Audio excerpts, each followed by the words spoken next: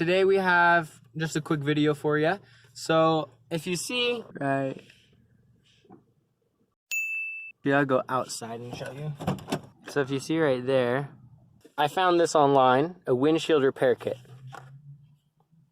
So instead of going into the shop and having them do it for you, I'm gonna see if this works.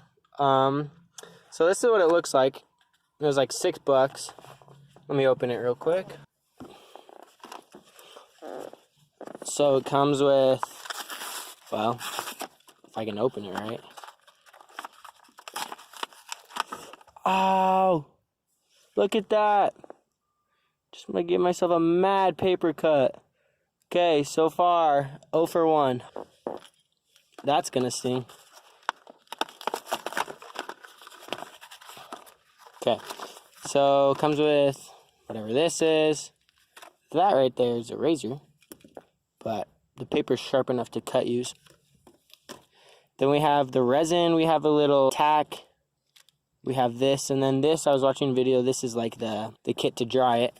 So, let's see, clean damaged area. I already did that. I had this glass cleaner, mount the seal to the windshield. So peel the backing off one side of the adhesive. So I'm thinking it's this thing right here. And then after you do that, you press it, and then once you put that on, then you remove the other side, and then you put this on it. And then after that, you put this resin in it. Okay, and then after that, you put this inside this little connector thing. You pull it up to get out the air. After you get out all the bubbles from the crack, then you undo it, you take it out, and then you push it back in, and then it will put pressure into this, and it will push the resin into the cracks.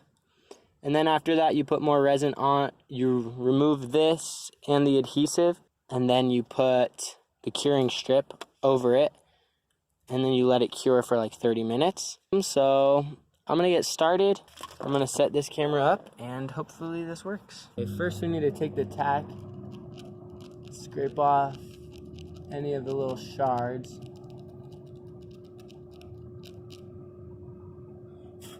We don't want to spread the crack.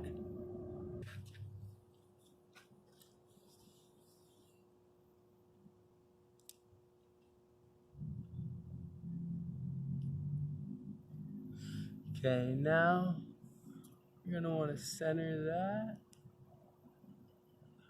Perfect. Press it tight.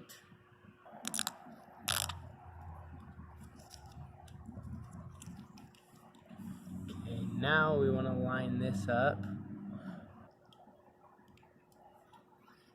Okay. Now, should be lined up pretty good.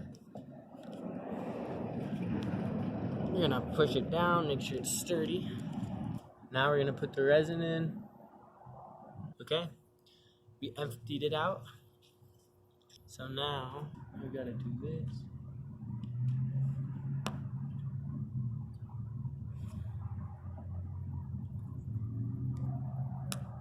Okay, so what it's doing now is it's taking out the air bubbles from the crack.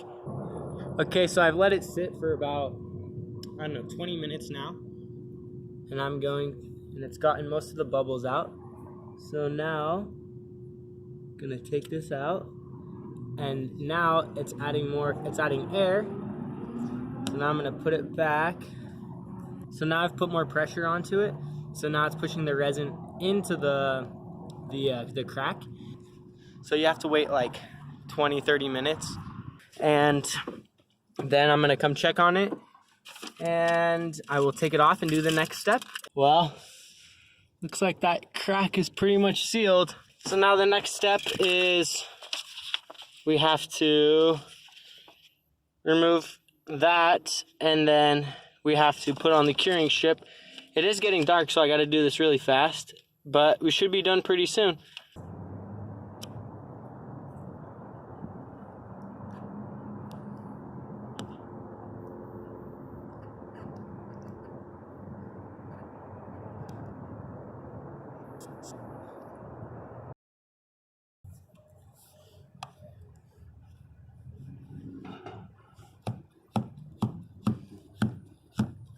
A few moments later. Okay, so we have that off. Now the next step is we have to take the resin strip. Now we want to take that, take the resin, and then we're gonna let that cure. Okay, so what I'm doing here right now is so it's cured already, so now I'm just picking it up. But where the hole was, or the crack, the dent was, you don't want to take the resin off all the way. What you want to do is you want to get all the way around it, and then you want to twist it off.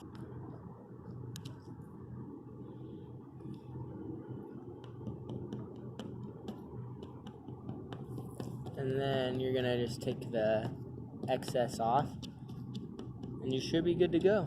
You can kind of see it right there. Now it's not a chip, it's filled in. It didn't cure, I don't think, as well as I wanted it to.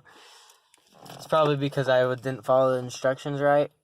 But now the chip is gone. Okay, so overall I thought that trying to fix your chipped windshield at home was a pretty good experience. It took a few hours longer than I would have wanted it to take, but that product that I purchased, I will leave the link in the description, and I really thought that actually was a good product. I've seen other people that made YouTube videos about this, that they've used that product, and overall it's pretty good product quality. The only real recommendation that I have is that when you're putting the resin in the first time, that you do not use all of it, so that you save a little bit left over for when you're ready to cure it. You have enough to leave a drop, and then put the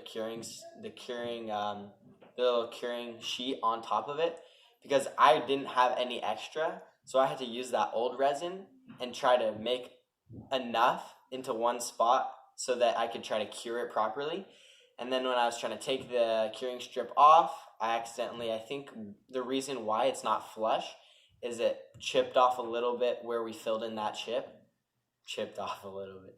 But overall, I thought it was a great experience. Hopefully you liked the video. Hopefully it was entertaining enough. Hopefully you learned something. And if you like to see other things, just me like trying things out, I'm actually really into, I'm thinking that this is pretty fun. And so I have a few other ideas of things that I want to review. And like and subscribe. Thanks for watching, everybody. I'll see you next time.